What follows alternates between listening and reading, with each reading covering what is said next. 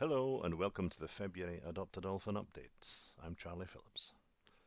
Although many of you lovely adopters and supporters mostly know me from my work of taking photos of the local bottlenose dolphins from the beach at Chanonry Point near Inverness, always great fun, especially when the dolphins are really active like Charlie here or his buddy Indigo, every so often I get a chance to see and photograph the dolphins from a slightly different perspective and situation, out at sea on board boats. I'm very fortunate to have, over many years, built up a great relationship with Aberdeen University's Lighthouse Field Station at Cromarty, who do the main scientific studies on these dolphins. And I get invited every so often to come out with them and take part in photo ID surveys. Sometimes we're out at sea the whole day and can cover many miles, and if we're lucky, we can see lots of dolphins, and Barbara Cheney and myself photograph as many dorsal fins as we can. In this archive photo, Barbara's at the front of the boat, and I'm at the back.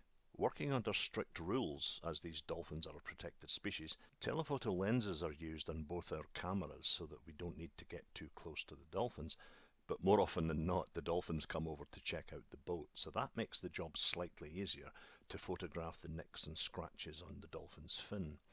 This is the main identification feature, or ID for short, and you can see adoption dolphin Charlie in this shot, showing us the right-hand side of his dorsal fin with its little bite marks and toothache marks, all caused by playing and fighting with other dolphins. In this line drawing you can see two different outlines of dorsal fins.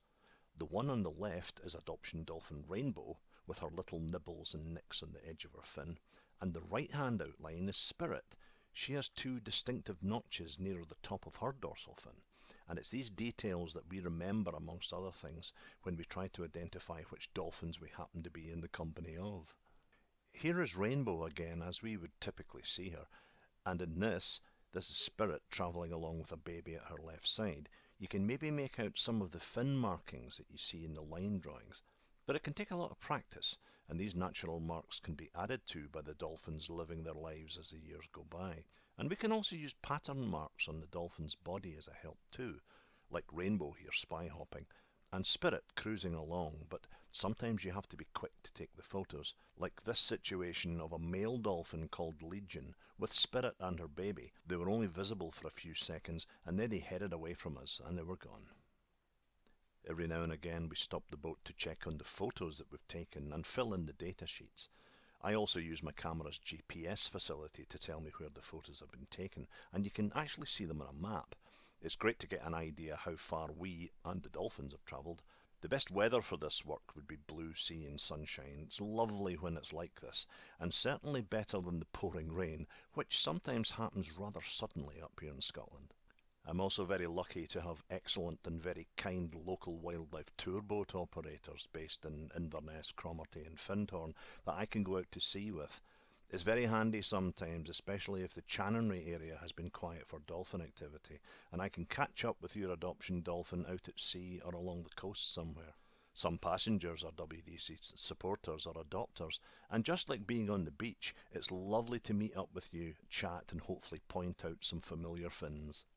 The dolphins can make the photo ID job a little bit tricky sometimes, like Rainbow's son and newest adopted dolphin star Indigo, as you can see here where he's rolling on his back beside the boat being very silly, and spy hopping in this shot and then powering past us with a buddy here. Not much dorsal fin visible here, but Indigo's jaws are very unusual in this dolphin population in that the top one is longer than the lower one. Normally it's the other way around in most bottlenoses, and it makes him easy to identify even without a dorsal fin photo. But he, his mum and his big brother all seem to share this genetic trait. Charlie can be a real nuisance when you're trying to get fin shots of him. This is him here on the left of the photo with Indigo on the right, a rare side-on shot of him taken at Chanonry Point. But when I'm out on boats, he teases me with partially submerged sightings like this one, or skims alongside the boat so close that it's hard to focus on him, or his favourite trick is to come straight at you so that you only see the thin edge of his fin. Who knows when I'll get out to sea this year, hopefully sooner rather than later. I was grateful to get 3 boat trips last year. Here's me masked up on the Inverness boat heading out last September. Happy days. Well, that's all from me this month. Until next time, thanks for your support, and bye for now.